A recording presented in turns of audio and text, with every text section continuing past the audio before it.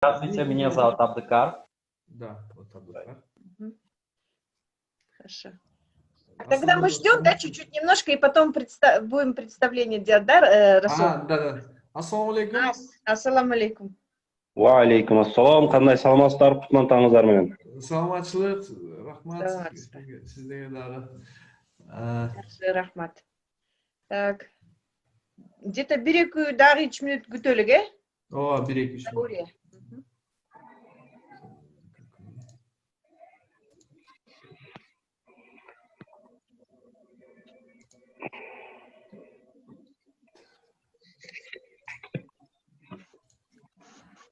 Окей, Чинара здесь.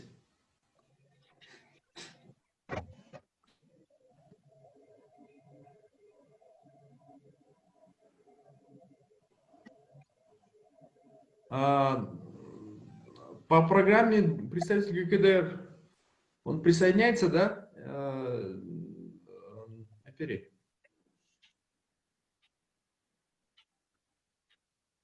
Да, Джунус сейчас должен подключиться. Окей. Хорошо.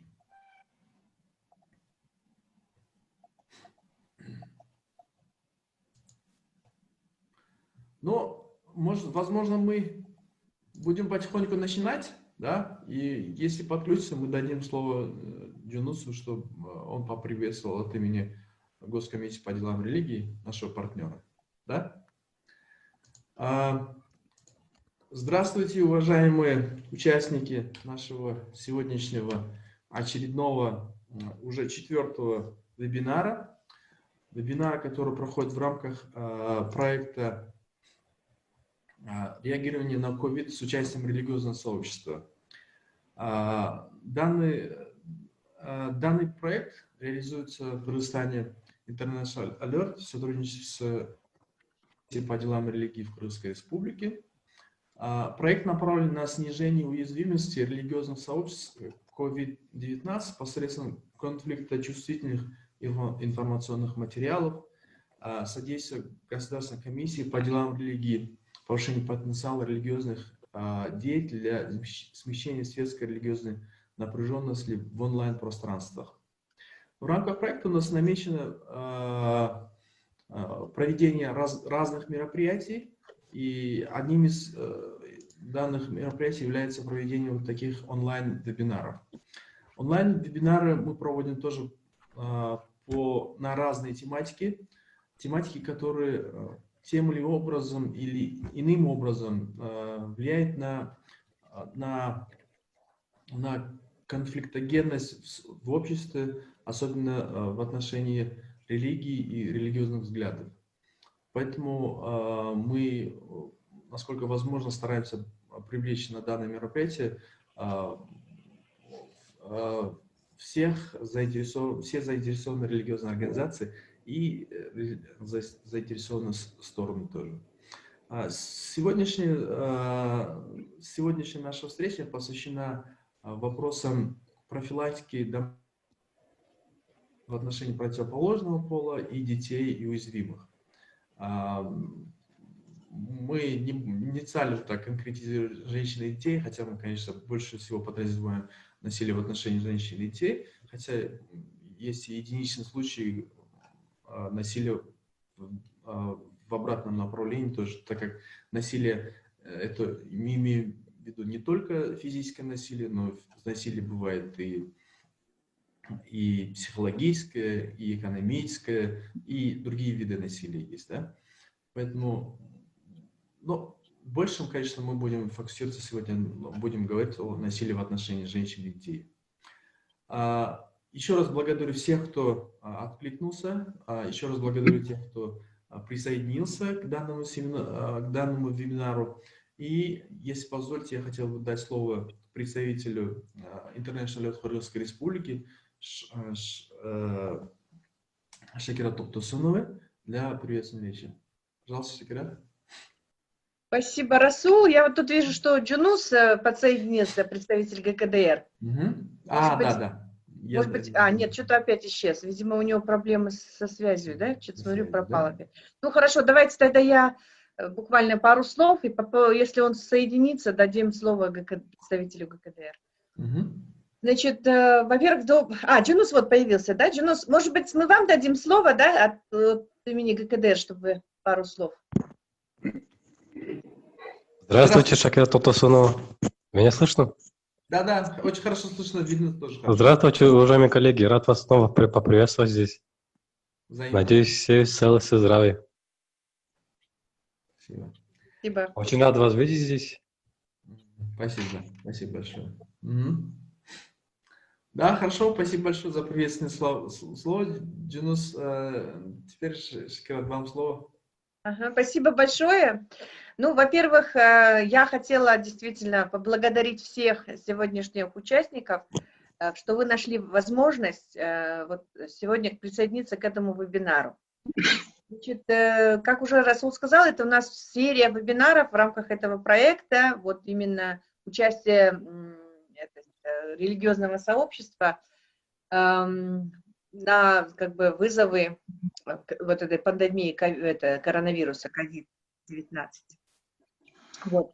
И вот эта тема, да, мы уже с вами вот как бы это как продолжение того даже, может быть, разговора, который мы начали вот на прошлой неделе, это в рамках нашей рабочей группы по домашнему насилию, потому что тема очень важная, мы буквально вот вчера тоже обсуждали, вот дали наши предложения в рабочей группе, это при правительстве Кыргызской Республики, по разработке новой стратегии и нового плана действий, национального плана действий по достижению гендерного равенства. Но там тема была именно вчерашнее обсуждение, это была именно вопросы о насилии. Вот насилии, домашнем насилии. То есть мы даже как бы именно рассматриваем, особенно сегодня, вот в отношении женщин, девочек, детей, вот, которые, к сожалению, проявились как бы наиболее сильно, ну, то есть участились во время вот карантина, во время пандемии. Мы вот эту дискуссию начали, очень много было интересных таких презентаций, и как со стороны госорганов, вот в нашей рабочей группе, те, кто вот участвовал в курсе, также вот были предложения со стороны религиозных организаций, в частности ДУМК, РПЦ, вот другие наши представители конфессий, да, они тоже об этом высказались, вот, но мы хотели, знаете, вот, к сожалению, по времени мы не успели такую хорошую дискуссию развернуть по поводу именно обсудить, а какие меры, вот, превентивные, может быть, в первую очередь, конечно, которые мы могли бы предложить со стороны, вот, в первую очередь, религиозных организаций, со стороны общественности, предложить как государственным структурам, так и общественности в целом. Может быть, по нашему опыту, может быть, по той работе, которую мы в настоящее время вот вместе проводим. Поэтому вот сегодняшний как бы вот вебинар, вот и я бы как видела, чтобы мы могли бы, то есть дать время нам, да, вот как раз-таки эти предложения обсудить. Вот, поэтому мы сегодня тоже вот попросили наших исследователей, которые презентовали вот исследования именно с точки зрения участия религиозного сообщества в реализации национальной стратегии, национального плана действий по достижению гендерного равенства, которое было с 2012 по 2020 год. Вот мы попросили как раз наших исследователей сделать этот обзор, а также обзор с точки зрения вот именно как это проявилось участие религиозного сообщества во время пандемии, вот, во время вот как раз ковида и это влияние ковида. Вот, и поэтому мы попросили наших вот этих исследователей, они в прошлый раз сделали презентацию более такую глубокую, но сейчас мы хотели именно остановиться на конкретных выводах и конкретных рекомендациях, которые мы могли бы уже тоже рассмотреть с точки зрения вот нашего участия, какие мы могли бы меры предложить, какие рекомендации дать. Вот, тем более, что я уже говорила, вот вчера мы были в рамках рабочей группы, тоже это обсуждали уже правительственное. И очень была высокая заинтересованность вот в результатах нашего исследования, и мы понимаем, что это была именно большая заинтересованность участия религиозного сообщества вот среди экспертного сообщества по вопросам предотвращения домашнего насилия. Они очень заинтересовались, очень была такая высокая потребность в результатах нашего исследования, в результатах того, что делается в религиозном сообществе.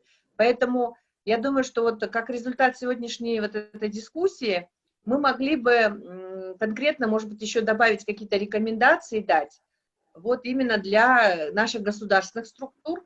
Вот, в частности, кстати, ГКДР тоже, представитель ГКДР, кстати, выступал и тоже давал рекомендации. И вот как раз-таки можно было вот в рамках и от имени ГКДР, может быть, да, Джунус, мы это могли бы дать, и также как от имени нашей рабочей группы, в частности.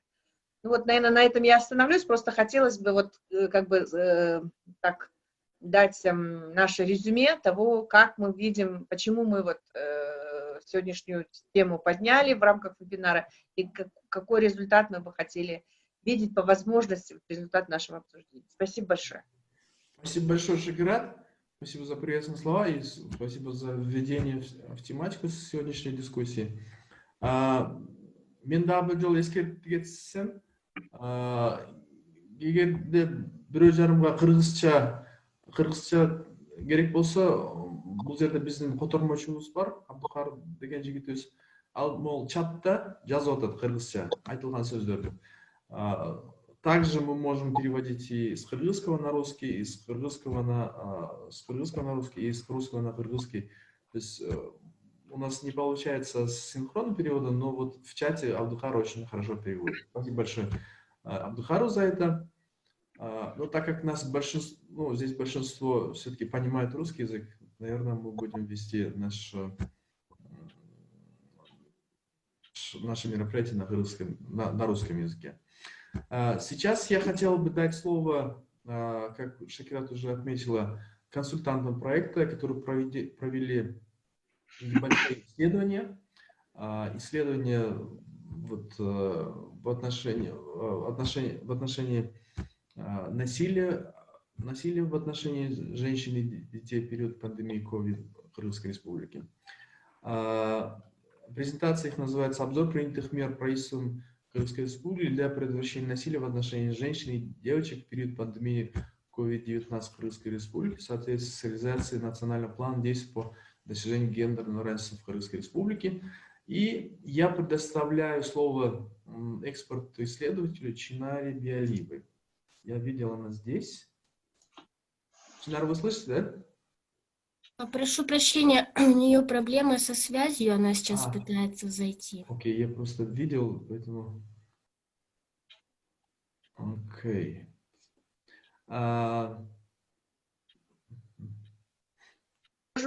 Может быть, у нас там идет дальше что по этому отделу? Да, ну, дает мнение религиозных сообществ, каким образом религиозные организации могут содействовать предотвращению домашнего насилия в отношении женщин и детей. Если, да, чтобы не терять время, давайте тогда мы уж начнем слушать представителей нашей религиозной организации. И там как у нас с Чинарой? Пока еще нет, да? Если нет, то, наверное, я дам слово представителю муфтията, да? Муфтията, и хотел вопрос, чтобы выступить на данную тематику. Ну, до выступления я хотел бы напомнить о регламенте. Пожалуйста, постарайтесь уложиться в 5 минут на заданную тему, так как потом у вас будет еще возможность задать вопросы, ответить на вопросы, может быть, кто-то вам задаст вопросы. Тилекке каршы, мен сиздин атыңызды жакшы эбете албай атам. Менин атым Султанали Гапуров. Кыргызстан мусулмандар дин башкармалыгынын өкүлү. Жақсы. Рахмат. Сөз бергениңизге. Баштай берейинби анда? Баштай бериңиз. Бисмиллахир-рахманир-рахим.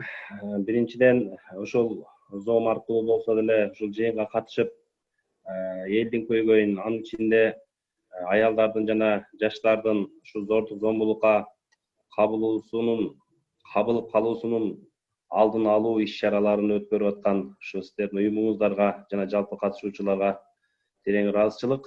Аллах ыраазы болсун баарыңыздардан.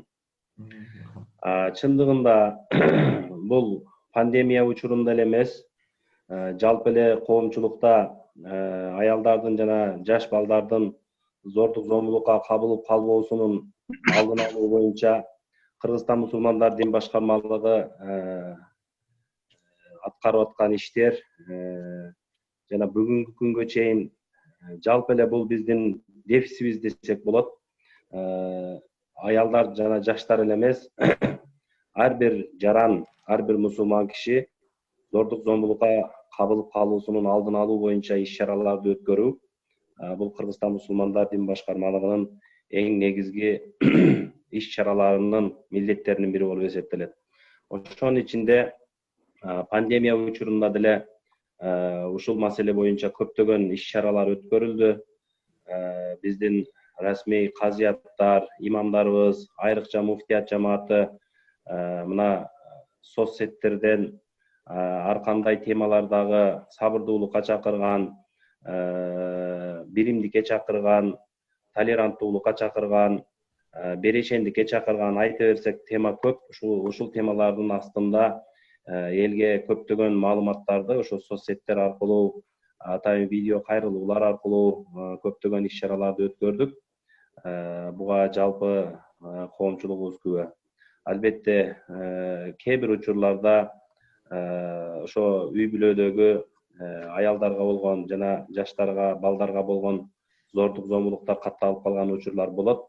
Эми бул коомчулукта баарын тегиз 100% бирдиктүү караш кыйын.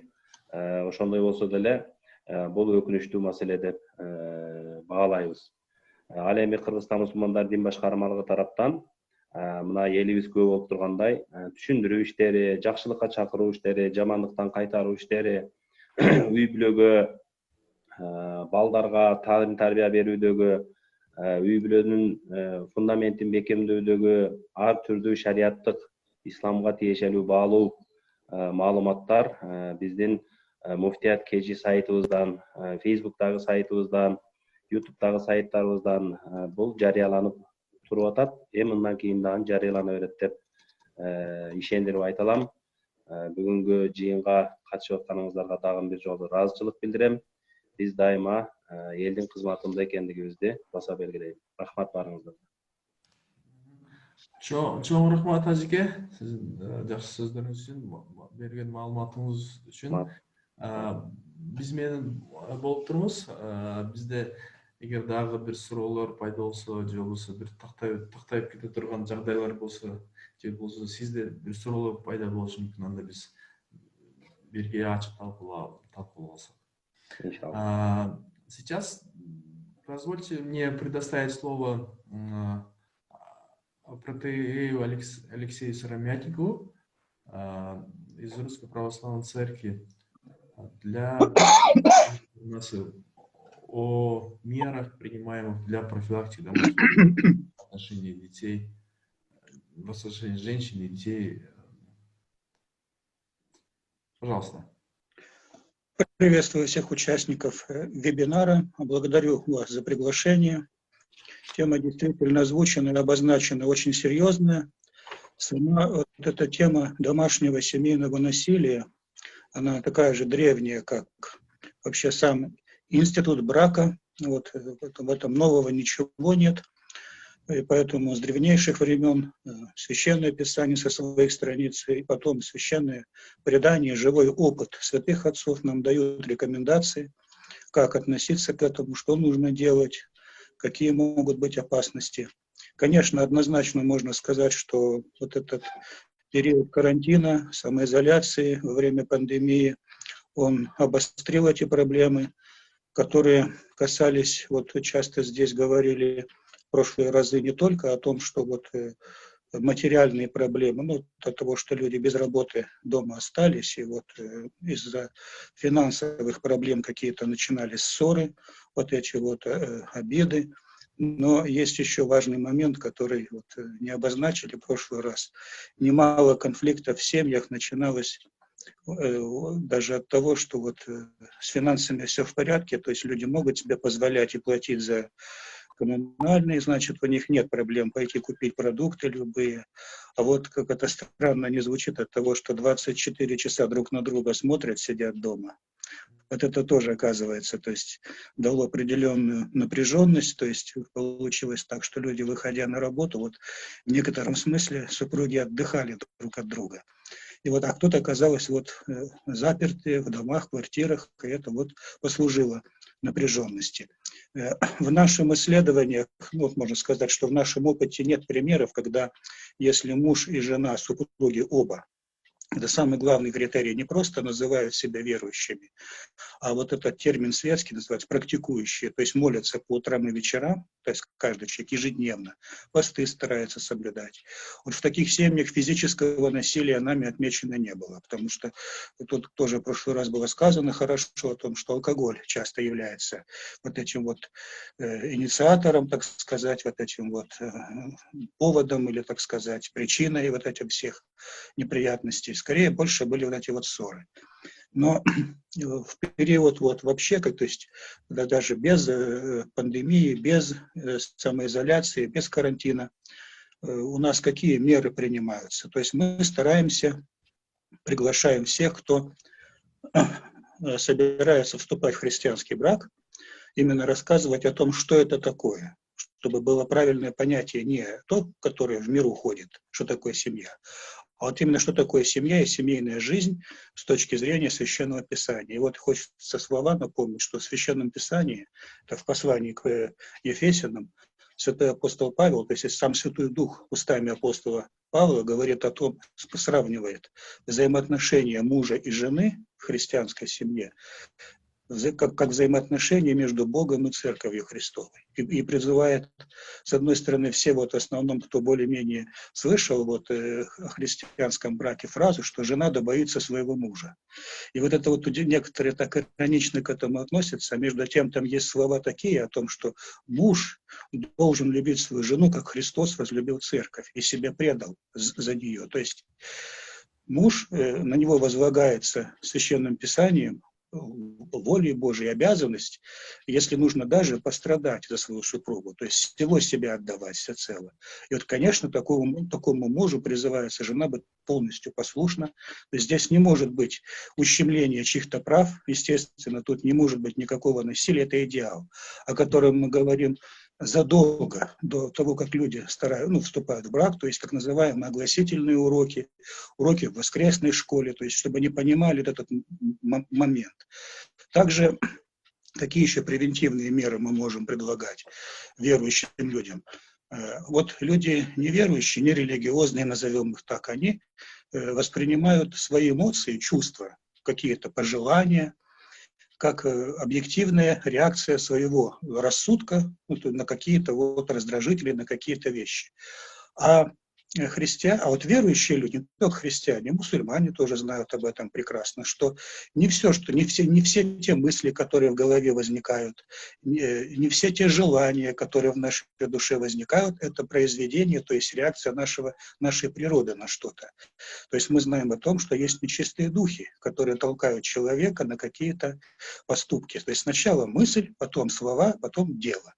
Поэтому учим на первых порах на уровне мысли, если уж не получилось в помыслах сдержаться от гнева, от раздражения, от упреков каких-то вот этих моментов в семейной жизни, особенно когда вот на самоизоляции находились и находятся, или там с финансами проблемы, то уж, по крайней мере, сдержать свои уста, потому что Священное Писание тоже говорит устами апостола Иакова о том, что человек, который способен обуздать свои уста, свой язык, называют великим человеком. То есть действительно очень много мы делаем зла своим языком, своим близким.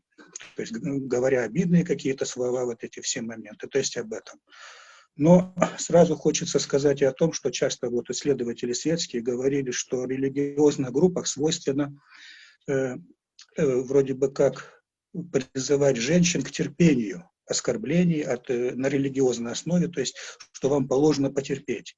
Вот это не совсем так, то есть мы следим за тем, чтобы среди наших священнослужителей, если где-то возникают вопросы о том, что муж проявляет насилие физическое по отношению к супруге, как правило, ну, такой муж, он, как правило, неверующий бывает, потому что верующий человек не будет никогда бить свою жену. А вот именно неверующий, то следим за тем, чтобы священнослужители не учили тому, что это нормально, типа терпи, смиряйся, покоряйся. Если мы такие находим факты, мы наказываем таких священнослужителей, а призываем наоборот жен, чтобы они обращались в соответствующие структуры. То есть терпеть физическое насилие от супруга или от супруги, там, может быть, в редких случаях, это не является обязанностью верующих людей. Этого нельзя делать. Тем более, ну, может быть, и опять же, просто потому, что лучше на первых порах это пресечь, пусть даже с помощью правоохранительных органов, чтобы впоследствии не было больше тяжелых последствий. То есть это очень важно. А вот если нету физического, а есть это вот моральное, психологическое давление, то это поле нашей деятельности. Мы напоминаем о смирении, о том, что мы, когда человеку что-то сильно не нравится и его раздражает вот это что-то совместное бытие, то напоминаем о том, что это не есть реакция объективная, это, во-первых, искушение, во-вторых, и сам. То есть, как говорят святые отцы, если что-то не так вокруг, то это не вокруг не так, это со мной что-то не так. То есть не хватает любви, терпения, смирения. Насколько было возможно, это говорим всегда в богослужениях, особенно это бывает на исповеди. Вот, поэтому скажу вам, что те, кто регулярно посещают исповедь, они вот имеют возможность получать ответы, помощь эту вот правильную. Ну а когда был период карантина, когда вот по домам мы были, не было возможности храмы посещать, то в группах, вот в наших WhatsApp-группах, ВКонтактах распространялась информация, материалы, которые вот, ну, напоминали о духовности, потому что погасить домашнее насилие можно только с помощью живой веры, упования на Бога, держаться молитвы, потому что хочу завершить вот свое короткое выступление тем, что почему очень важно иметь мир в семье и вообще с ближними, потому что, согласно Священному Писанию, если человек кого-то обидел и не примирился, не попросил прощения, то молитва никакая не имеет значения, не имеет цены пред Богом, она ему неприятна. То есть это многократно сказано во всем Священном Писании. Поэтому, естественно, если бывают какие-то конфликты между верующими, то стараются тут же мириться, тут же просить прощения друг друга, чтобы не иметь препятствий к совершению домашних молитв. Потому что молитва является центром и основанием духовной жизни. Спасибо большое, отец Алексей, за очень хорошее выступление, за очень такое хорошее объяснение постулатов религии. Я хотел бы сейчас предоставить слово пастору католической церкви Русской Республики, преподобному Ремигу Шикальски. Сейчас.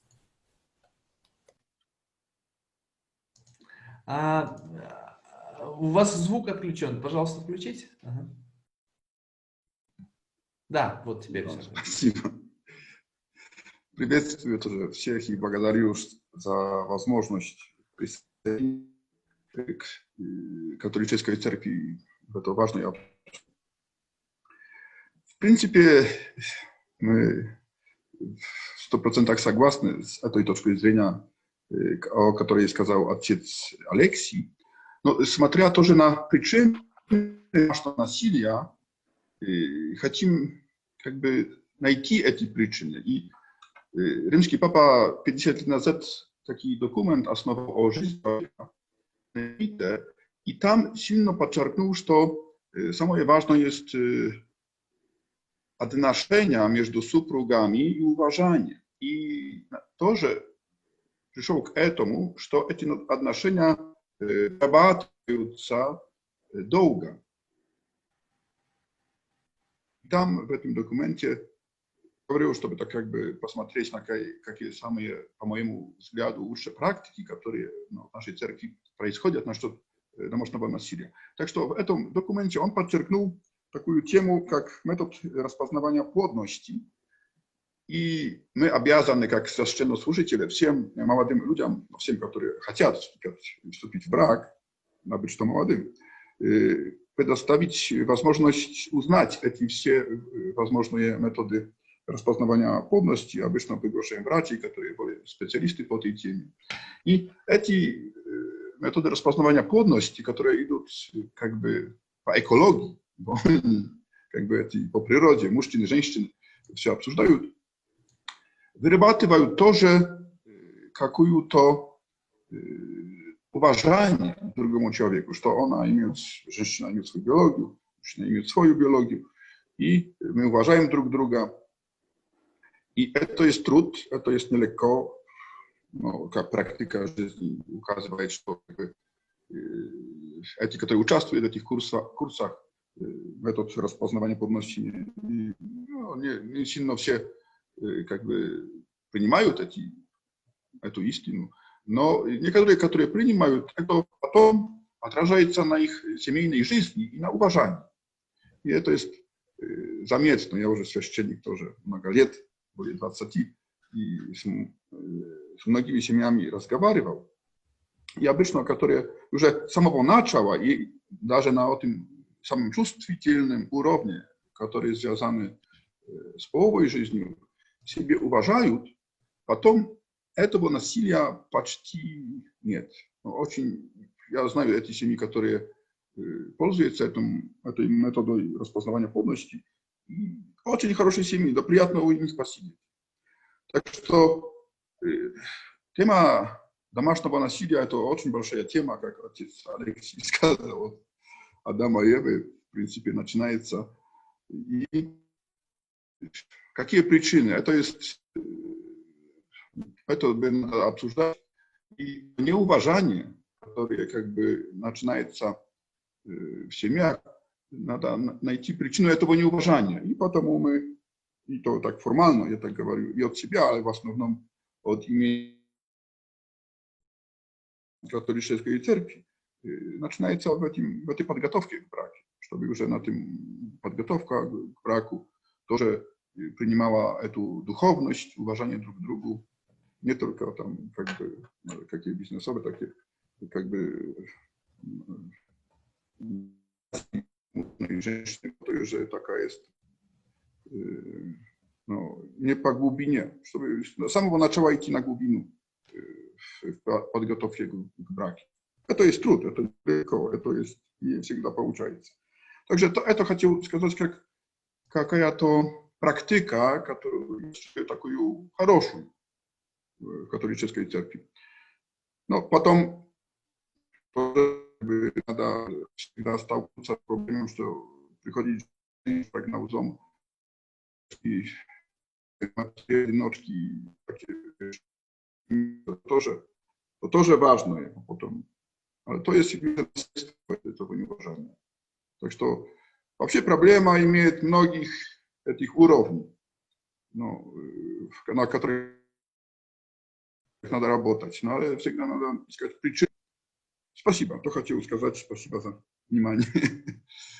Спасибо большое. Рады, что мы вместе такую важную тему обсуждаем. Да, спасибо большое, Ремик Гашкальский. К сожалению, были, по-моему, чуть-чуть технические... А не все. О, извиняюсь. Чуть-чуть... Уже не буду повторять. Но, надеюсь, наш переводчик все хорошо слышал и все перевел. Да. Ага. Спасибо большое.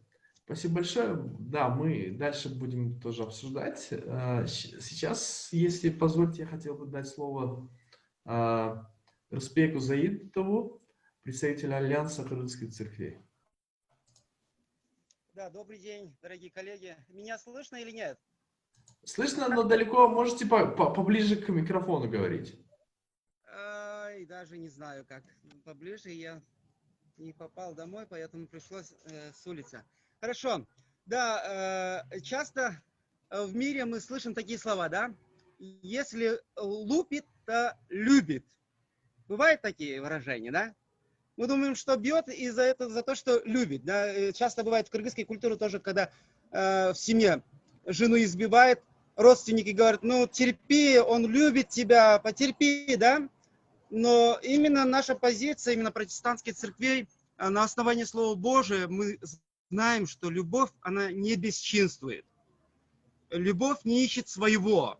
Любовь не мыслит зла, да? Поэтому мы тоже, как протестантской церкви, мы тоже против насилия, домашнего насилия, потому что это полностью противоречит Божьему плану относительно семьи. Бог сам создал семью, и на основании Слова Божьего мы с первого уже страницы знаем, что Бог сам создал, и конец тоже заканчивается как прообраз семьи, что Христос и Церковь, да, заключает брак агнца с невестой. Поэтому мы видим в Священном Писании, не допускается насилие именно в семье. Мы видим, что наша позиция или со стороны Слова Божия, мы видим, именно брак изображается как объединяющее, как поддерживающее отношения. И поэтому именно Слово Божие говорит, что говорит взаимное подчинение со стороны мужа и со стороны жены, да.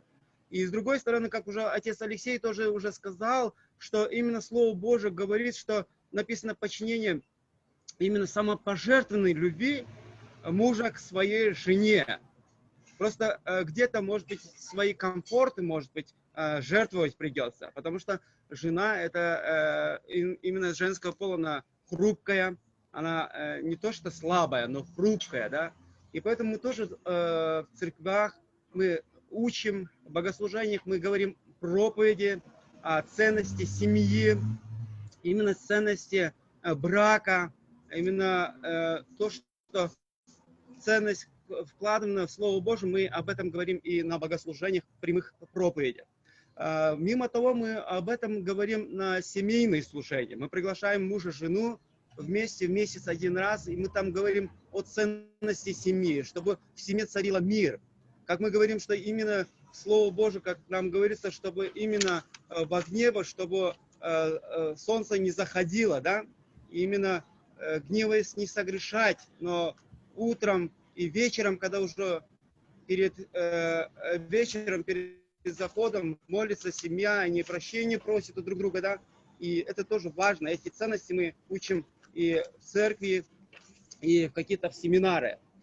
Кроме того, мы проходим сестринские служения, там тоже мы говорим о роли женщины, братское служение для отцов, тоже мы говорим роль отцов именно в семье, в обществе, отношении к своим детям, потому что Слово Божие тоже нас предупреждает, что не раздражать своих детей, да, но любить свою жену, любить свою семью, детей, да, как Христос возлюбил нас, да. Поэтому брак в нашей позиции, или именно позиции с точки зрения Слова Божия, она является символом Христа, именно призванным символом Христа и церкви. И поэтому именно насилие в семье – это полная противоположность характера Иисуса. По поводу детей мы тоже учим, что если домашнее насилие с участием детей также осуждается Богом. В Слове написано, что дар Господа – дети, награда Его – плод чрева. Да? Поэтому Бог веряет детей родителям, и они должны с любовью заботиться и их воспитать. Об этом тоже мы уделяем время. Перед молодоженами бракосочетания тоже мы проводим некоторые уроки с ними, ценности именно в браке, да, чтобы всегда в семье царила мир. Да. Поэтому в конце бы хотел сказать, что именно домашнее насилие приносит боль Божьему сердцу. Мы христиане, мы верующие, кыргызалянцы, мы тоже протестанты, понимаем этого. Он не оставляет, мы знаем, жертву насилия и не отказывается от них. Его план для человеческого отношения, особенно в кругу семьи, является прекрасным изображением его характера. Поэтому мы больше вкладываем на богослужениях, на семинарах, чтобы христианин, он отображал Божий характер. И другое, что мы хотим, чтобы действительно семья, она призвана отражать Божию любовь. И как-то он огорчается, когда дом превращается в место боли, да? Поэтому об этом тоже мы учим. И ну, такие примерные, да? И поэтому мы говорим, что когда люди говорят, что бьет, значит любит, да? Нет. Она полная противоположность Слову Божьему и нашего убеждения, да? Любовь это не бесчинствует, не имеет своего, да? И не мыслит, не ищет своего и не мыслит зла. Поэтому это актуальная тема, которую действительно вы подняли, домашнее насилие, особенно во время коронавируса, пандемии, было видно, что 24 часа дома, вся семья, да. С другой стороны, это для нас, христианов, это была радость. Мы могли общаться больше с детьми, больше проводить время с женой и на разные темы говорить, да. Есть и плюсы тоже, есть и минусы тоже. И минусы мы видим, что многие отцы, как в ролике или по Ютубу было, что избивал своего сына, да, из-за обучения, за домашние задания школьные, да. Поэтому очень трудно тоже было это время. Но несмотря на это, мы в церкви, в общинах, мы больше говорим, что Бог, Он против домашнего насилия. Спасибо большое за внимание. Я не знаю, слышно было или не слышно, я не знаю. У меня интернет тоже очень плохо. Спасибо, Расул. Спасибо большое, респект. Было слышно хорошо, было видно вас хорошо. Очень хорошие слова вы сказали, и все было хорошо. То есть, да, еще одно, я хотел бы немножко дополнить. Мы не только в своей церкви работаем христианами, но мы выходим из-за пределы нашей общины. Мы иногда собираем именно отцов, именно мое служение, иногда работа идет среди детей ДЦП, инвалидов. И мы часто собираем отцов тоже. Это христиане, и мусульмане, разного вероисповедания. Мы там тоже говорим, что о важности именно мир в семье. Да. Такие тренинги тоже проводим. И она называется отцовство. Да.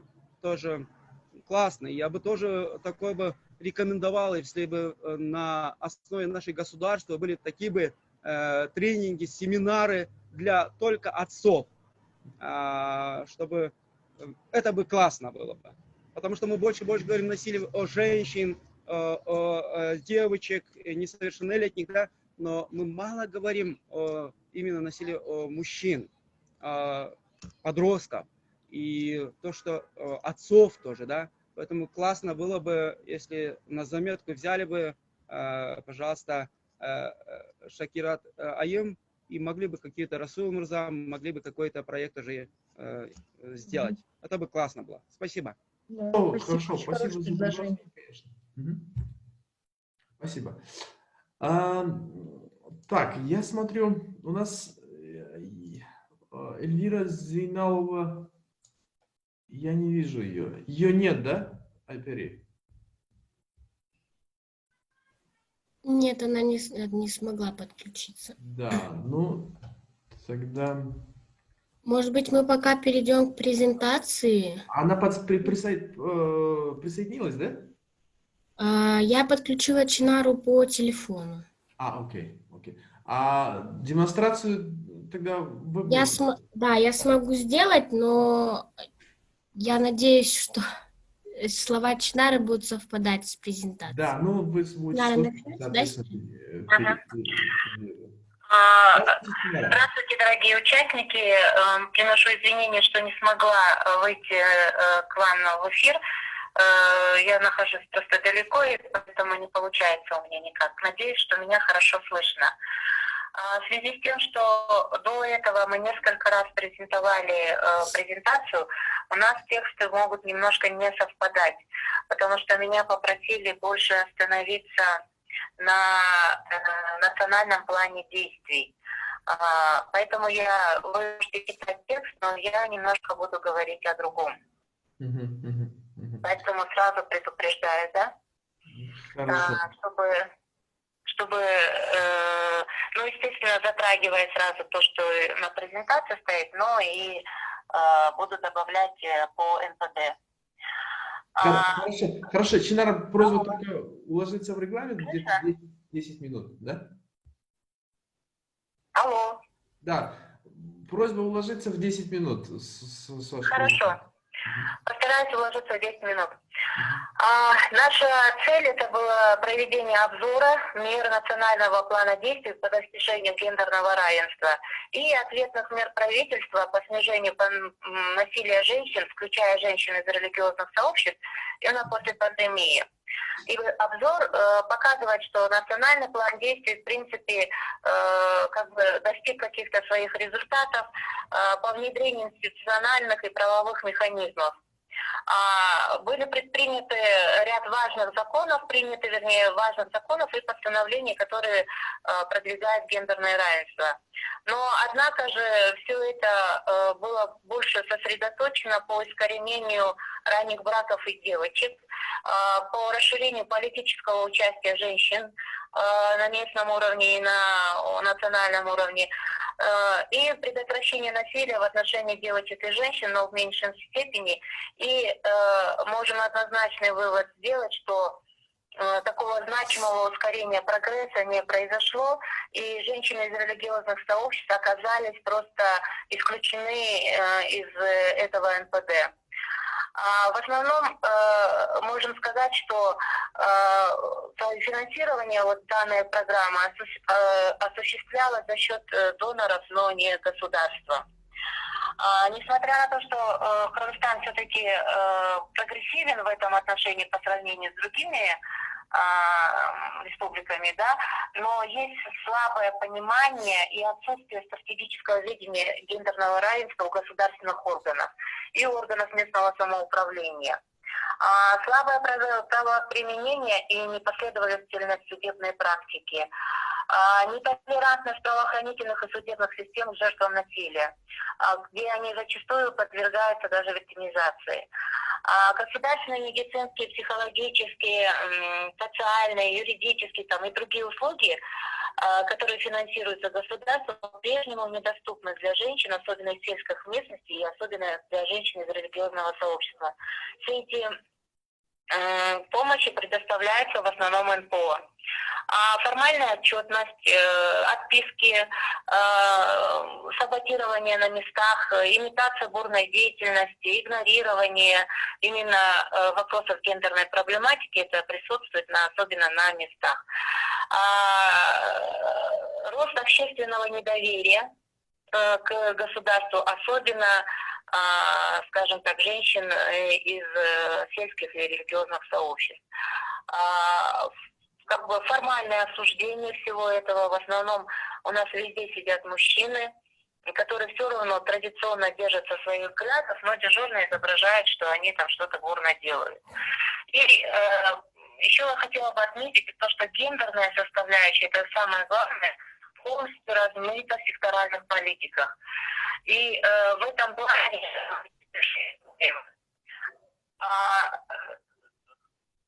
на чем бы хотелось больше остановиться?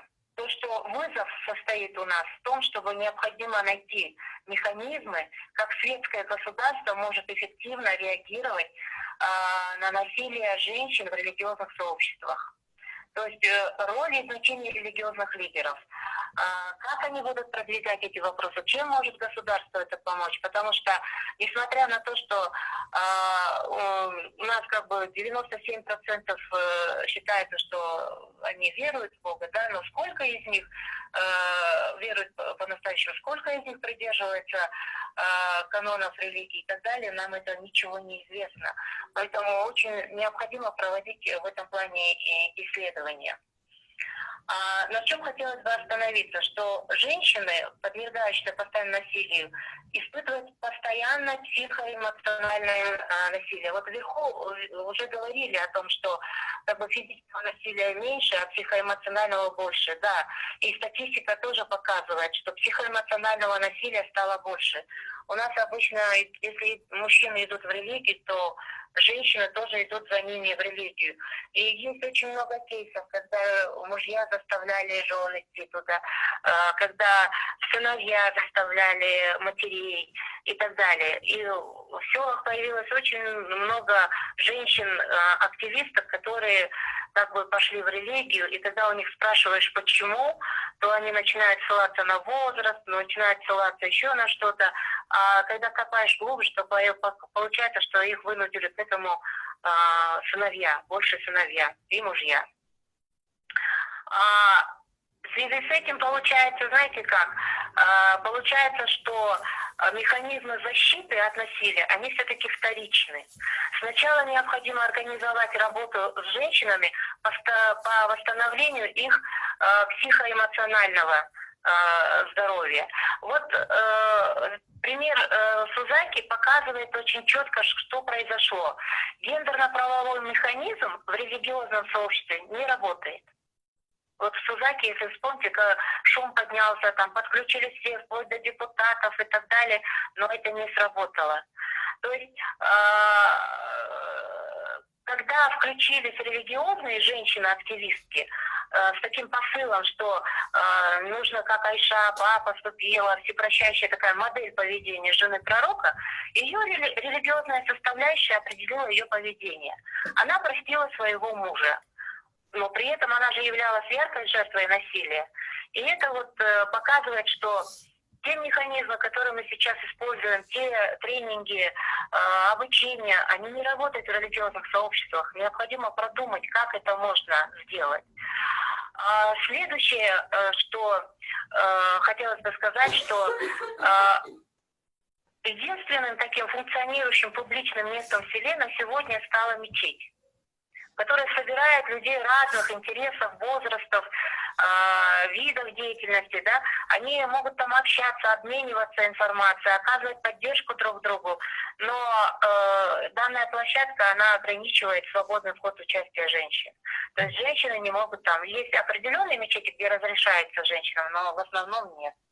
Получается вот такая картина. Потом необходимо все-таки, есть стигматизация и противопоставление, поляризация светских и религиозных сообществ. И здесь необходимо искать интересы, где мы можем найти общие интересы. Это может быть вопросы планирования семьи, ценности семьи, образования, развития территорий, потому что мы все хотим жить удобно и хорошо, чтобы нам всем было. В общем, как бы эти женщины, они имеют разные потребности, интересы, разный тип семьи, статус, как бы образование, занятость, но их религиозная составляющая как бы объединяет и формирует общий стиль и образ. И в связи с этим ограничивает их приход, например, в экономику, в бизнес, в общественную работу и так далее. В то же время мы должны понимать, что у них гораздо меньше возможностей для реализации себя в бизнесе. Потому что там все-таки диктует муж, мужчина, как им, куда им и что им идти делать. Базовым таким фактором, влияющим на положение женщин в религиозных сообществах, являются ценности близкого окружения женщины. То есть то религиозное течение, которого придерживается ее семья, джамат, который она посещает, и все ее окружение. Есть четкая корреляция семейного насилия с бедностью, необразованностью и религиозностью. Для семей, имеющих все эти три составляющих, семейное насилие – это обыденность, как бы норма. Но и вот многие мужчины, это ни для кого не секрет, идут в религию, чтобы самоутвердиться, да? Чтобы иметь инструмент влияния на свою семью. Также хотелось бы остановиться, что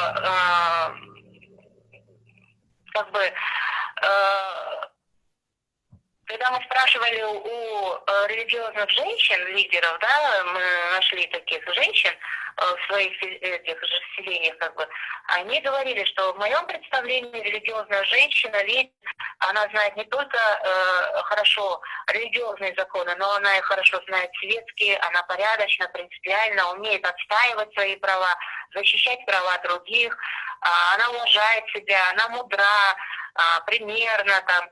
И говорят, почему наши мамы не пропагандируют такой образ женщины. Вот. И самое главное, все-таки необходимо определить субъекта в этом поле, повысить вот, необходимый потенциал этих субъектов, найти точки соприкосновения, опоры этих субъектов, чтобы они все вместе работали.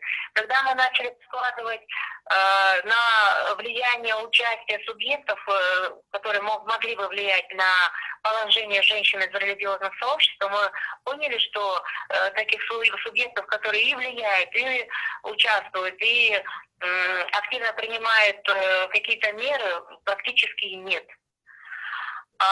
Следующее, что хотелось бы остановиться на НПД, я думаю, у меня время чуть-чуть только осталось, что проведение оценки воздействия национального плана затруднено.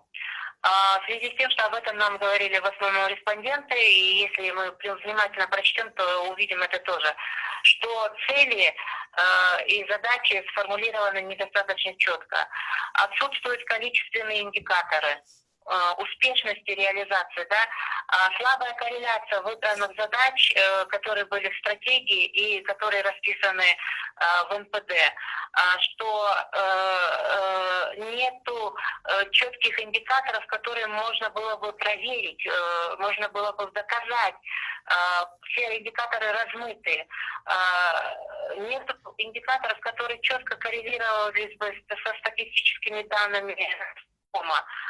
Например, если взять данные за 2012 год, по той же экономической активности женщин, по той же формальной и неформальной занятости, по соотношениям заработной платы и так далее, то мы увидим, что прогресса и нету. Наоборот, идет регресс. Потому что представленных женщин в парламенте было 28% в 2012-м, сегодня 15,8%. Если мы возьмем все другие цифры, они все у нас, эти цифры, идут в регрессную сторону больше. Еще необходимо отметить, что запланированные мероприятия активно реализовывались до конца 2019 года. С началом 2020 года это все в связи с пандемией, естественно, свернулось, и вот этот всплеск насилия, он еще раз показал, что необходимо и дальше эти меры принимать, и государство активно подключаться к этому.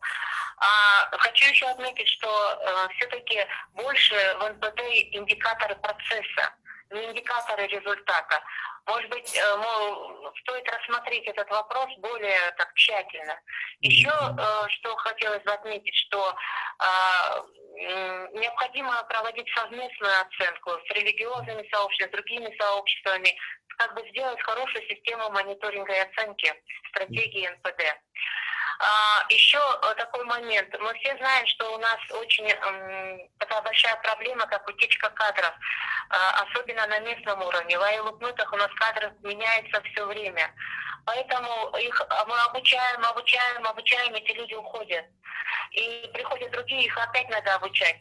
В связи с этим, может быть, необходимо создавать какие-то методички, методологические материалы на очень простом, доступном литературном кыргызском языке. Хорошо. Спасибо большое, Чинара. Чинара нас слышит, Юлия, вы не знаете? У нее сбросился звонок. Сейчас я попробую перезвонить. Да, попробуйте перезвонить. Ну, в принципе, она презентацию закончила. У меня просто был вопрос, и думаю, у участников тоже появились вопросы.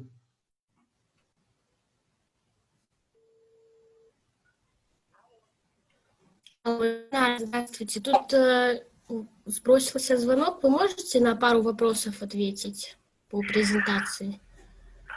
Ага. А Они хоть слышно было хоть? Да, слышно, вот сейчас все Да. тоже слышат. Да, Чинар, Я сейчас до конца доведу еще 2 поинта, да, и потом уже могу ответить. Да, хорошо. Ага. По мнению респондентов, национальный план действий был ориентирован в основном на светских женщин, но не на религиозных. И еще один такой момент, что надо отойти от текущей практики планирования. То есть у нас один уполномоченный орган, есть МТСР, все на него скинули, и все. Нету сквозных таких базовых основ для разработки вот секторальных государственных политик. И необходимо, чтобы у каждого министерства эти политики сидели в их стратегиях, в их программах и в их планах. И тогда просто необходимо будет требовать от них выполнения. А когда оно идет просто на одного уполномоченного органа, то он как отвечает, а никто и ничего и не делает. Ну, остальное, я думаю, вы можете прочесть уже в отчете, который попозже будет, наверное, опубликован и покажем. Так что, если есть вопросы, пожалуйста. Ага, хорошо, спасибо большое за очень такую содержательную презентацию. Ну, конечно, у нас со временем всегда не так много получается, но основную мысль, конечно, вы донесли. Вот слушая вашу презентацию, да, вы и сами тоже заметили, что данный национальный план действий в основном был направлен на представителей светских женщин, да, вы сказали. И такой вопрос у меня возникает. Вот насколько в разработке этого национального плана действий были вовлечены религиозные сообщества? Ну, я в самом начале говорила, что сообщества не были вовлечены. Чувствуется по всему, что с ними не было никаких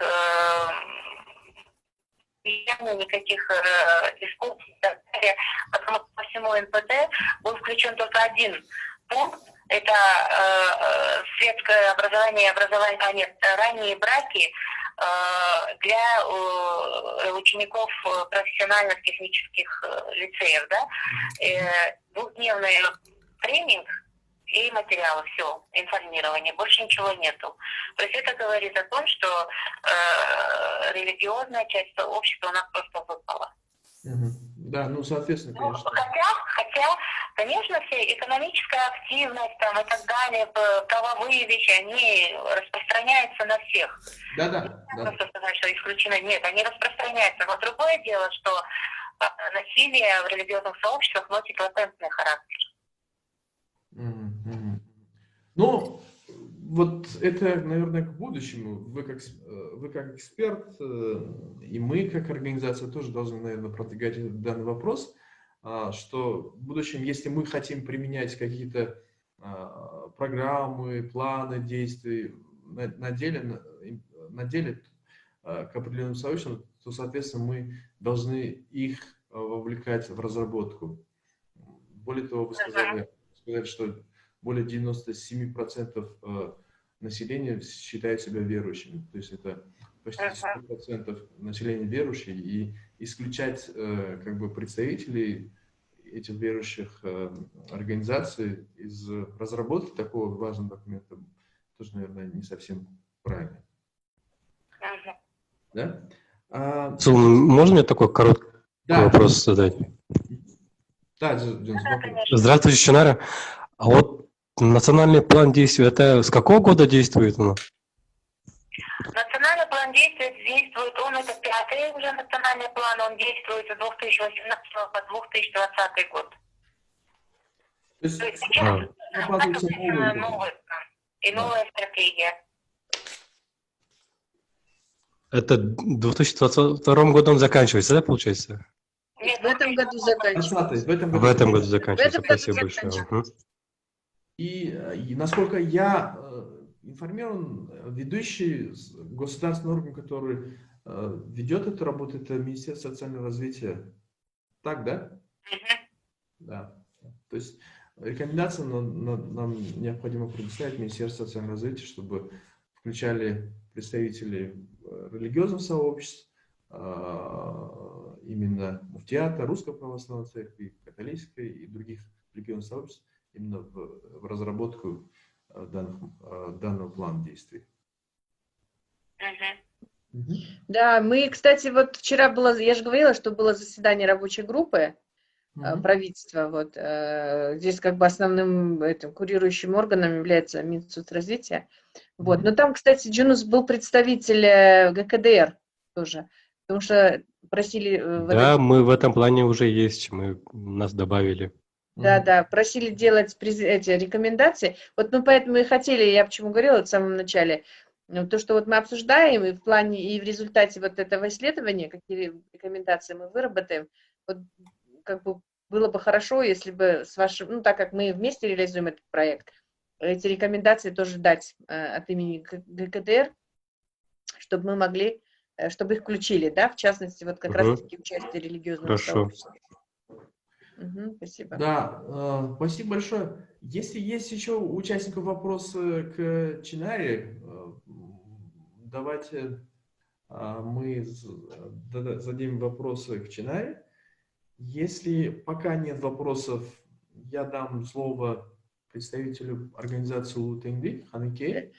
Сейчас быстренько, я вот по поводу, если у других нет никаких рекомендаций, вопросов, но мы это отдельно вот еще обсуждаем с исследователями, с Чинарой, Зауре. В плане, нужно будет, наверное, дать вот именно статистику, да, где проводилось исследование, в каких айлёк-мэтбю, как бы статистика по респондентам, соответственно, да, то есть это было бы тоже хорошая такая вот как бы статистика показать спектр, да, с кем говорили, кто себя, какому религиозной организации или какой религии конкретно, да, деноминации относились респонденты и так далее. Вот тогда тоже, как бы, наверное, это будет хорошо. В плане мы покажем, что достаточно широкий круг был опрошен, которые вот дали свои ответы, ответили на эти вопросы. Ну, мы отдельно, да, об этом говорим.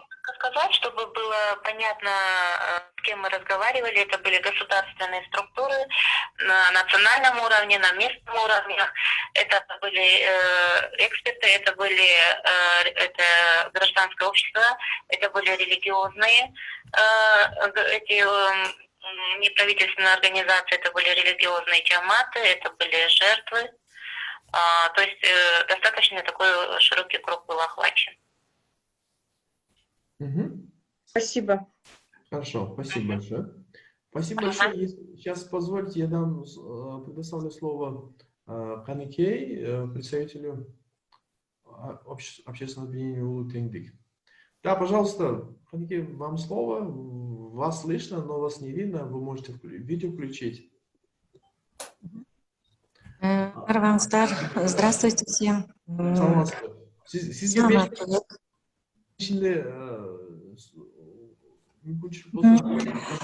Биз мына сиздер сунуштаган теманы карап көрүп, кеңешип, биз дагы коомчулукта сураштырдык. Чындыгында биздин коомдо аялдарга деген мамиле өтө суроолорду көп жараткан учур болуп жатат. Биз негизинен светтик закондор, диний закондор, шарият закондору деп баардыгына көңүл буруп атабыз дагы, табият закондоруна көңүл бурбай калып атканыбыз көрүнүп турат. Себеби дегенде аял эркектин салмагы бузулган болуп атат бизде. Аялдардын укуктары бизде көп көңүл бурдурбай атат.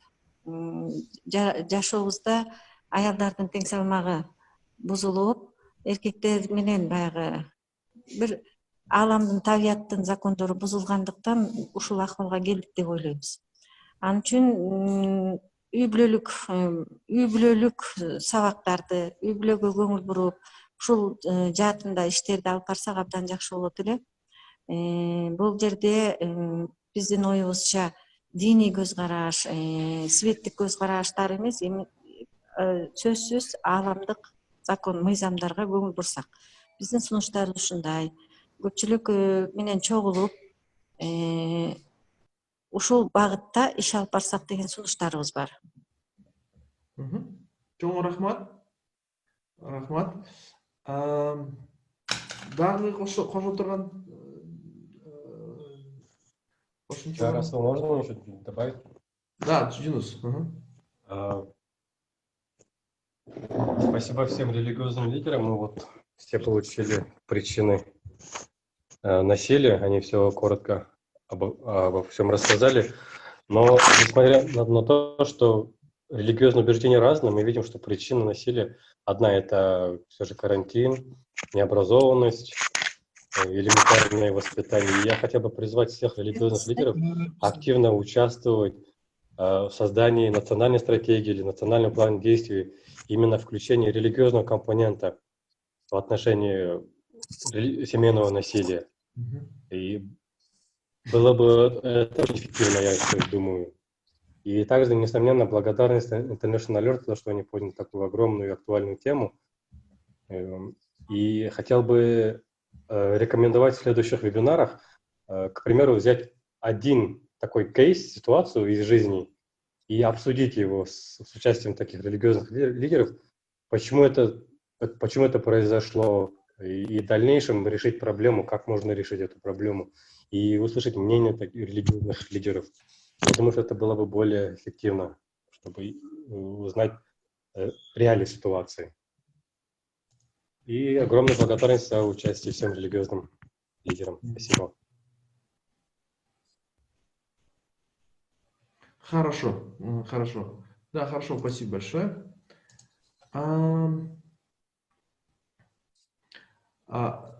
Сейчас давайте... Я хочу предоставить слово нашим экспертам, которые присоединились к сегодняшнему к сегодняшней нашей дискуссии. Это вот теолог Хатем Калиндар и Айдая Мангильты, представитель общества Умма Киджи. Да, пожалуйста, вам тоже 5 минут, если есть что сказать. Пожалуйста, Хатем. Спасибо большое. Здравствуйте. Всех приветствую, уважаемые участники. Я внимательно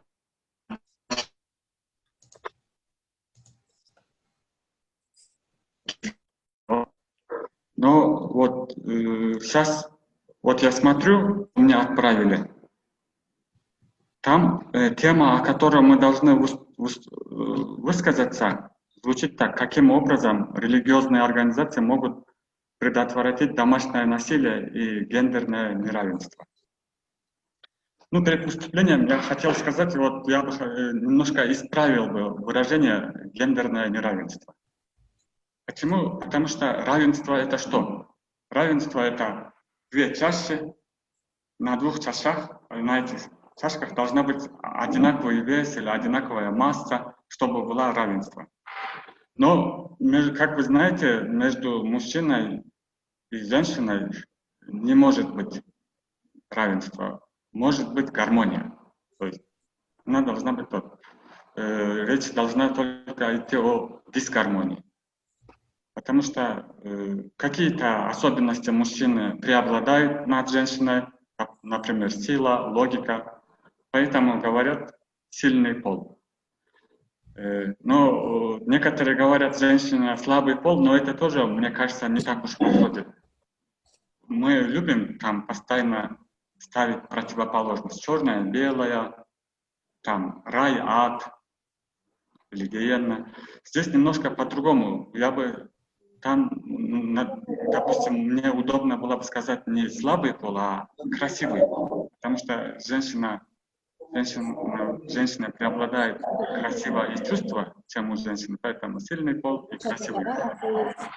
И вот тему я бы хотел сказать так вот: каким образом религиозные организации могут предотвратить домашнее насилие и гендерную дисгармонию, да, можно сказать так. Вот. Если, ну, здесь, если вот посмотреть статистику всех вот насилий, преступлений, то львиная доля это относится к алкоголизму. Если мы хотим предотвратить, мы должны бороться в первую очередь с алкоголизмом. Я знаю, что ислам очень хорошо ведет в этом плане работу. Сейчас вот один из участников православной церкви, Алексей, это обозначил. Мы должны бороться с алкоголизмом. Если мы предотвратим алкоголизм, то уверен, что количество насилий в разы уменьшится. Это в первую очередь. Вторая причина в том, что происходит насилие, и о том многие не говорят, возможно, и не видят, это, я бы сказал, полуобнаженные женщины. Почему мужчина идет на насилие? Видит там полуобнаженных женщин, смотрят сериалы, там пробуждаются у нее какие-то чувства, оно остается неудовлетворенным, и это выливается в насилие. Ну, это психологическое состояние мужчины. Многие это не замечают. Вот, поэтому хиджаб это очень хорошая мера против насилия. Я бы, если есть такая возможность, порекомендовал бы правительству, надо уменьшить алкоголизм, бороться с алкоголизмом и продвигать скромный образ жизни, хиджаб, тому подобное. Вот эти все в какой-то мере сильно уменьшают объем насилия в отношении женщин и детей. А религия ислам в этом плане ведет очень хорошую работу. Хоть исламской вере много мешают, там не допускают этого, но тем не менее я вижу, как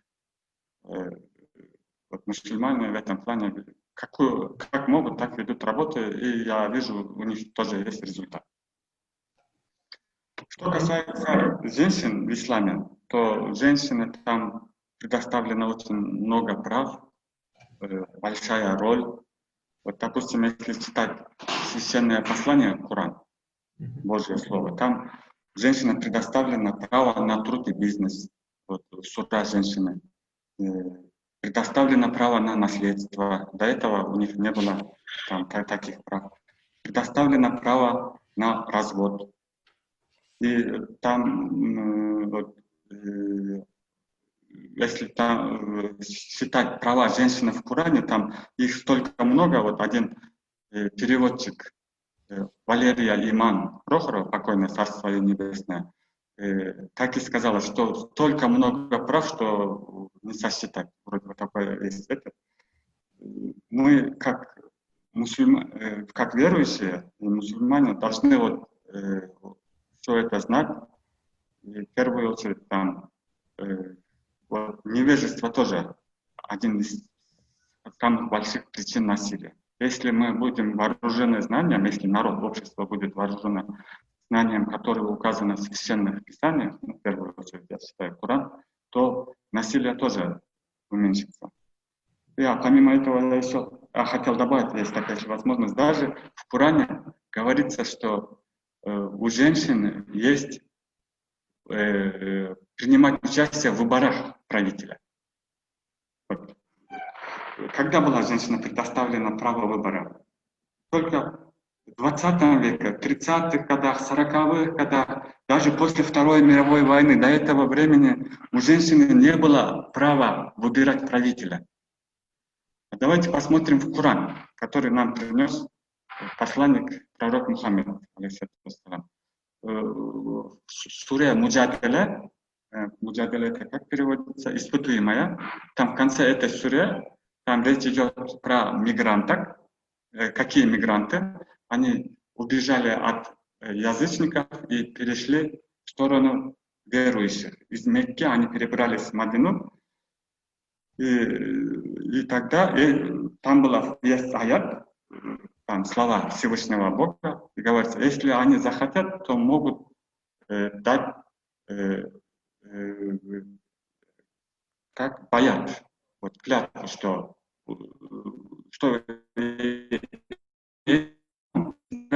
себе правителя. Они вот в данный момент во всех странах у мигрантов, можно сказать, как птичьи права. Допустим, если из нас кто-то поедет в Москву, там он не то что там в выборах участвует, даже птичьими правами там живет в этих странах. А в нашем исламе, если он перебрался к нам, он даже может участвовать в выборах, даже если это будет женщина. Если она сама захочет, а там есть одно выражение, если она сама изъявит это желание. То есть может участвовать, может не участвовать. И в Коране там в отношении насилия тоже, вот если читать Коран, вы сами можете это тоже сделать, вот есть сура семейства Имрана. Имран — это отец, вернее, дедушка, дед Девы Марии. Да? И вот когда там про Имрана в этом суре ничего не написано. Там написано про маму Девы Марии, когда она ее родила, она отдала его в религиозное учреждение. Ну, можно сказать, по нашим меркам, она отдала ее на учебу. Здесь, видите, здесь тоже есть, в Коране тоже указано, что женщина имеет право учиться, право на учебу. И в другой суре тоже сказано, что они должны учить хикмет. Хикмет сейчас можно переводить, можно как рассуждение, можно как философия, можно как знание. Вот когда вот она родила, она отдала ее на религиозное учреждение, она там выросла и родила Иисуса Христа, Иса Пайгамбар. И в тот момент она испытывала сильное насилие со стороны общества. Ну, она же родила без отца, там Аллах, Всевышний Аллах сам создал, Аллах, создатель этой вселенной, может из любого этого может создать человека. Родила без отца. Ну, здесь есть кое-какие намеки на клонирование тоже, сейчас если по нынешним этим, но здесь речь совсем о другом. В тот момент она испытывала сильное насилие со стороны общества. Вот вы сами прочитайте, как Аллах ее защищает, как Аллах берет его под свою опеку. И еще в другой суре тоже есть, вот сура Свет, там речь идет про молодую жену Мухаммеда, алейхиссалату вассалам, Хазрета Айша. Вот когда они шли в какой-то поход, она отстает от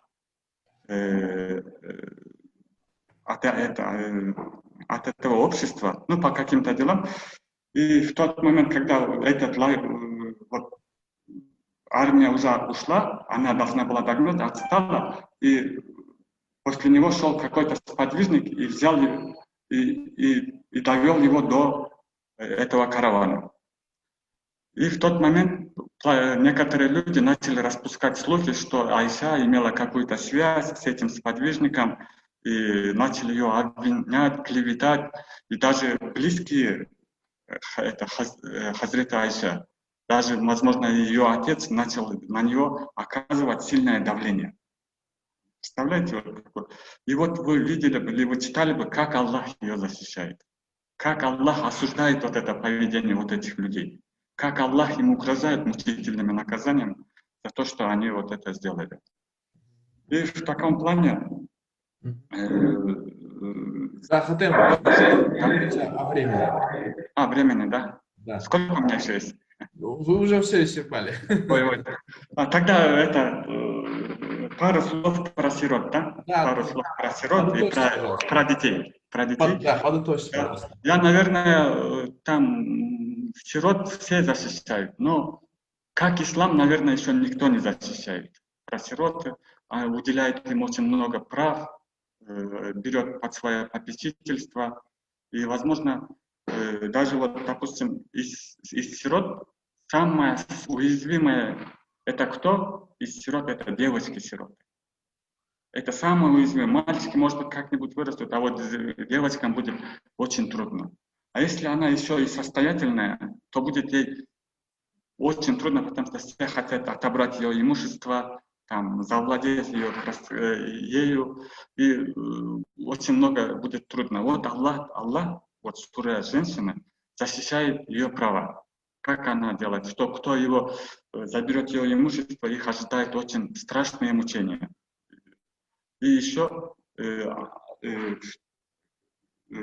кто его опекает, он должен по мере возможности сохранять ее имущество. Если он богатый человек, то должен не трогать. Если он немножко бедный, по мере возможности постараться сохранять ее имущество. И когда она дойдет до полового созревания, он не должен сразу выдавать ее замуж.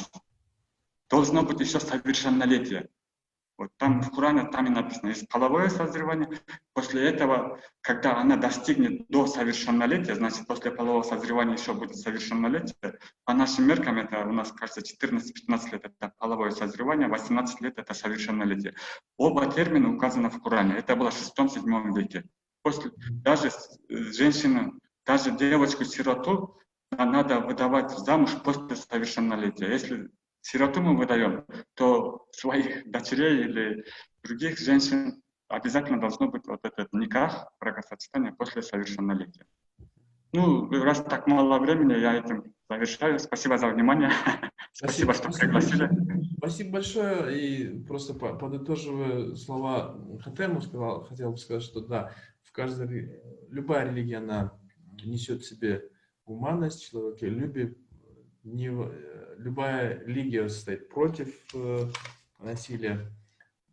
Единственное, нам нужно, конечно, больше изучать религию свою, вообще все религии, ценности всех религий. Спасибо большое. Сейчас, я смотрю, присоединилась Асель Исламханова из общества Бахай. Пожалуйста, Асель, если вы меня слышите, да, я хотел бы вам дать слово, буквально 5 минут, о точке зрения общества Бахай по предотвращению насилия в отношении женщин и детей. Да, всем здравствуйте. Здравствуйте. Да, очень рада здесь быть. Как бы здесь очень так оперативно меня позвали. Вот, поэтому, ну, вообще, да, конечно, община Бахаи, самый главный принцип — это единство, да, в мире единство Бога, единство религии, единство человечества. И ну, как бы я высказываю свое мнение, да, свое понимание, конечно же, что, наверное, община Бахаи смотрит на, как бы я бы не сказала, что в священных писаниях или тоже на практике, на практическом уровне община Бахаи, она, может быть, больше говорит о том, что как предотвратить, да, как больше о том, чтобы каким нужно человеку быть, не каким, или общине, да, или институтом, каким быть, что стараться делать, какие цели, предназначение какого человека. И через это, может быть, мы узнаем, как искореняется насилие, да. Например, может быть, одно из таких вот направлений, в котором община Бахаи двигается, и на индивидуальном уровне, да, на каких-то местных, национальных уровнях и на международном особенно уровне, можно, да, очень много международных новостей Бахаи, где это освещается в контексте именно равенства мужчин и женщин. То есть вот это насилие в семье, вообще насилие по отношению к женщинам или детям, наверное, рассматривается, что когда, может быть, дискриминируются права женщин, это позволяет больше, это может быть больше способствует тому, что появляется насилие, да, в семье. И да, община Бахаи, она говорит о том, что, во-первых, сейчас мировой опыт нас показывает то, что на правовом уровне, на институциональном уровне, да, мир уже достиг того, чтобы регулировать этот вопрос, да, уже регулирует этот вопрос, но все-таки на уровне общин, на уровне каких-то традиций, религии, да, это все еще нужно над этим работать, и, может быть, один из принципов, на котором основывается, да, предотвращение насилия, это равенство мужчин и женщин, да, что самое главное в нас это, что мы духовные существа, благородные существа, и как бы мы все равны Бог нас создал равными, у души как бы нет пола, да, и всех, ну, как бы, конечно, когда физическое наше тело, да, это уже другое. Как бы равенство не означает то, что там обязательно там, ну, это немного другой вопрос, да.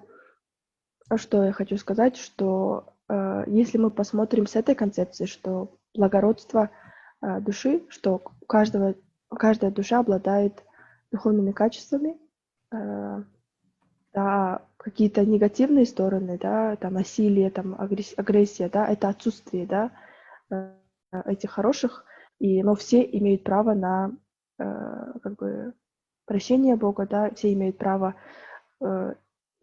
имеют возможность исправиться, быть поддерживаемыми и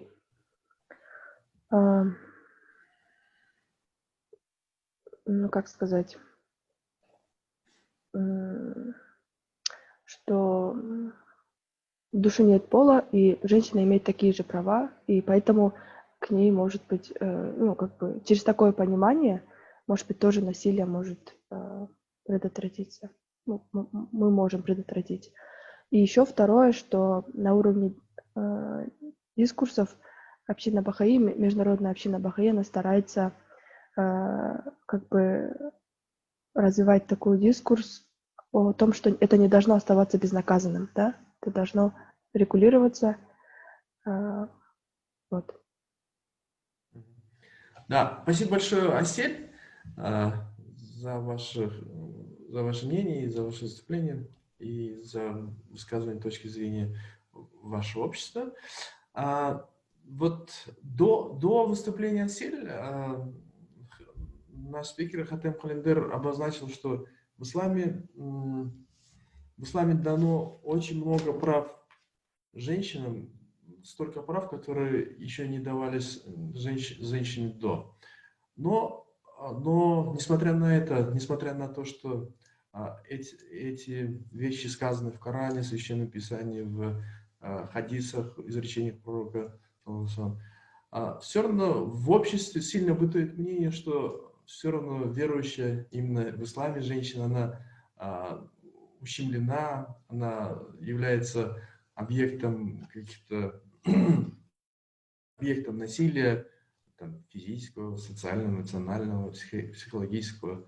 Вот и в связи с этим просто я хотел бы дать слово именно практикующей мусульманке, представителю журнала Умма Кейджи, Айтая Менгельдыкызы, чтобы она тоже с точки зрения вот именно верующей могла сказать о вопросах защиты прав женщин в исламе.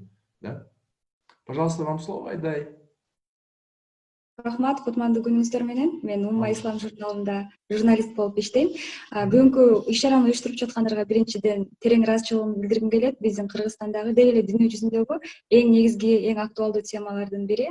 Анан бул жерде биз ушул аял заттын учурдагы коомдо зордук зомбулукка кабылып жатканы тууралуу сөз кылып жатабыз. Бул жерде бир нече себептер айтылып өттү. Кандай себептер болушу мүмкүн? Балким диний көз караштан улам аялдар зордук зомбулукка кабылып жатабы, же болбосо кандайдыр бир улуттук баягы туура эмес улуттук баалуулуктар дейбизби? Баалуулук деген сөздү туура эмес деген сөз менен баягы чогуу колдонушта туура эмес экен. Бирок баягы туура эмес түшүнүлүп калган улуттук баалуулуктардан улам аял заты зомбулукка калып жатабы деген сыяктуу себептер айтылды да. Бирок менин жеке пикиримде бул нерсенин бирөөсү дагы зордук зомбулукка себепкер боло албайт да. Аялдарга карата зордук зомбулукка себепкер болуп жаткан бир гана нерсе бул адамдын түркөйлүгүн, баягы адамдын адам катары өзүн өстүрө албаганын айтат элем да. Ал эми эгерде биз диний баалуулуктарга келсек, мен өзүм жеке журналист катары дагы ислам динин практикалап жаткан бир кыз катары ислам дининде баягы аялдардын бир укугун тепсеген же болбосо аялдарга карата туура эмес мамиле кылынган бир закондорду мен көргөн жокмун да. Мен 5 жылдан бери намаз окуйм, өзүм жол салынам. Айланамда дагы ушундай бир динди религиозно практикующий деп коюшат эмеспи? Ушундай адамдар көп. Мен ал жерден мындай бир мисалдарды көргөн жокмун да. Анан буга чейин дагы ислам дини тууралуу көп эле нерсе айтылды, бирок мен бир нерсеге баса баса белгилеп бир нерсени айткым келет. Баягы адамдардын өзүн өстүрө албаганы үчүн деп айтып атпайбызбы? Эмне үчүн мисалы эркектер, мисалы эркектер жөнүндө сөз кылсак, эркектер аялдарга карата зордук зомбулук кылат дегенде, бул нерсе кичинекей кезинен үй бүлөдөн башталган да, үй бүлөдөгү туура эмес мамиледен улам.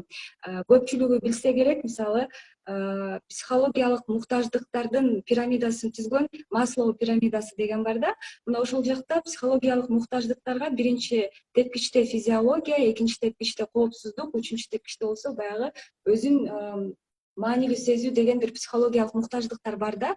Бул муктаждыктар 3 жашка чейин адамда калыптанат, кичинекей баладачы. Эгерде ушул нерселер 3 жашка чейин плюс белгиси менен калыптанбаса, бул нерселерди адам минус белгиси менен алганга баягы минус белгиси менен алганга мажбур болуп калат да. Мисалы, буга чейин да жогоруда айтып кетишти, эгерде чаап атса, анда демек сүйөт экен депчи.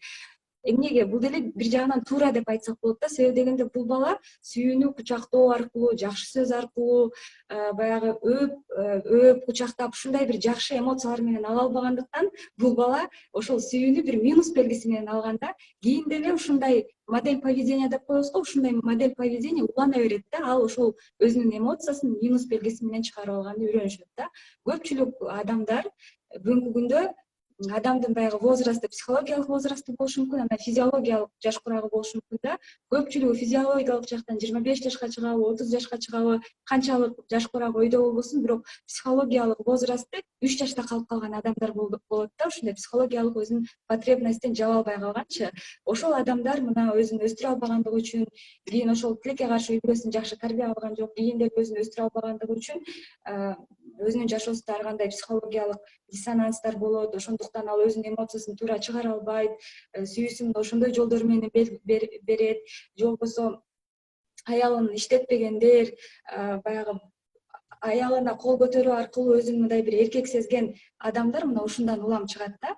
Ал эми мен өзүм ошол ислам динин практикалаган кыз катары, ислам дини, Куран аяттары адамды физиологиялык жактан дагы, психологиялык жактан дагы, руханий жактан дагы өстүргөн бир мыкты мектеп экендигин айта алам да. Эгерде биз пайгамбарыбыздын өмүр баянына карасак, сахабалардын өмүр баянына карасак, алардын өмүр баянынан өзүнүн аялына, эжесине, карындашына кол көтөргөн бир дагы фактыны биз көрө албайбыз да. Эгерде биз көрө алсак айтсак болот эле, мына булар деле ушинтип кол көтөрүшүптүр депчи, бирок бир дагы мындай бир факт жок, таба албайбыз. Мусулмандар дагы, мусулман эмес изилдөөчүлөр дагы андай фактыны таба алган эмес да. Андан экинчи маселе, ошол эле диний көз карашты карманган адамдарда деле мисалы зордук зомбулук болуп жатпайбы деген сөз болушу мүмкүн да, суроо туулушу мүмкүн. Эмне үчүн андай болуп жатат дегенде, эми ислам дини бул акыйкат дин, бир булак деп билебиз да, бир маалымат булагы депчи, бирок анын ошол ислам дининин маалымат булактарынан пайдаланган адамдардын баарын биз бир деңгээлде карай албайбыз. Ошол эле академик даражасына жеткен, илимдүү, билимдүү адамдар исламды кабыл алышы мүмкүн, же болбосо кечээ эле баягы арак ичип жүрүп, бузулуп жүргөн адам ислам динин кабыл алышы мүмкүн да. Бул эки башка тепкичтеги адамдар. Демек, бул эки башка тепкичтеги адамдардын түшүнүгү дагы, ислам тууралуу түшүнүгү дагы эки башка тепкичте болот да. Демек, бул жерде алардын зордук зомбулукка кабылып жатканы диний көз караштарды эмес, а ошол адамдардын диний көз караштарды туура эмес интерпретациялап алганын биз айтсак болот да. Ошондуктан адамдар дин бул жөнөкөй эле нерсе эмес, болот, болбойт деген бир кургак закондордон турган нерсе эмес да. Бул өтө бир терең түшүнүк. Аны түшүнүш үчүн ошол адам деген эмне, рух деген эмне, жашоо деген эмне, жашоонун максаты деген эмне, мына ушунун баарын түшүнүш керек да. Биз болсо Умма ислам журналы катары мына ушул аяттарды, окуяларды чагылдырып, коомчулукка баягы туура интерпретациялап, үлгүлүү үй бүлөлөрдү, үлгүлүү мусулман аялдарынын мисалында биз ушул позитивдүү образдарды адамдарга үлгү катары берип жайылтканга биз ушул тараптан аракет кылып келе жатабыз. Айдай, сизге чоң рахмат. Абдан жакшы маалымат бердиңиз. Кээ бир коомчулукта болуп жаткан туура эмес жагдайларда мындай психологиялык жактан жөн гана бир диний психологиялык жактан дагы аны түшүндүрүүгө аракет кылыңыз. Бул үчүн да чоң рахмат. Да. Вот очень спасибо большое. Вот Айдай очень хорошее предложение сделала в плане особенно в вопросах воспитания, в вопросах психологии, да, ну и воспитания с самого раннего детства, особенно вот мальчиков. Вот сегодня об этом тоже вот многие уже говорили, о том, что вот, ну, много как бы мы с женщинами, да, работаем, вот, но не было вот действительно воспитания будущих отцов, да, то есть это все есть у нас и в религиях наших и так далее, но и вот как вот, наверное, недостаточное вот это вот воспитание всегда идет, да, как бы вот именно наше мужского населения, мальчиков наших, и от этого мы получаем вот такие результаты. Вот. И вот, мне кажется, давайте, вот я бы хотела призвать к тому, что уже вот конкретные такие рекомендации даются, мы, наверное, уже это зафиксируем, да, Расул? Да. Потому что мы должны это вот тоже включить как предложение от имени нашей рабочей группы, вот, от имени нашего проекта, вот как бы для министерства, да, соцзащиты, который работает над новым национальной стратегией, новым планом действий, вот, начиная со следующего года.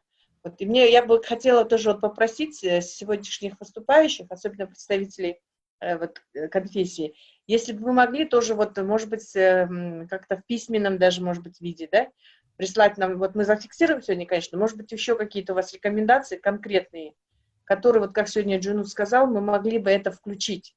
И это и пойдет и именно от имени ГКДР, вот от имени нашей рабочей группы, мы могли бы представить, потому что очень хорошие рекомендации. Вот, мне кажется, действительно, вопросы воспитания, вот, в частности, в школах, в семье у нас вот от этого и дают такие результаты, да, потом через время мы получаем. Недостаток воспитания, недостаток вот работы, может быть, психологической помощи семье. Спасибо. Спасибо большое. Спасибо, да, конечно, очень были хорошие рекомендации, предложения. Да, их, конечно, было бы хорошо предоставить при разработке. Как раз таки сейчас намечается, скорее всего, разрабатывается национальный план действий по достижению гендерного равенства, недискриминации, да. Было бы хорошо, наверное, все эти задокументировать и от имени нашей организации совместно с Госкомиссией по делам религии предоставить это во внимание, что взяли. Да, у нас давно, конечно, время вышло. Мы извиняемся, что мы все время выходим за рамки времени. Мы начали чуть позже, так как все присоединялись чуть позже. Если есть какие-то вопросы к каким-то выступающим или есть какие-то пожелания по сегодняшней тематике, давайте мы сейчас выслушаем. Я буду смотреть здесь, кто поднимет руку, тому и буду давать слово. Так, Да. Кто? Отец Алексей, вы хотели что-то сказать? Да нет, я... У вас просто микрофон включился, поэтому...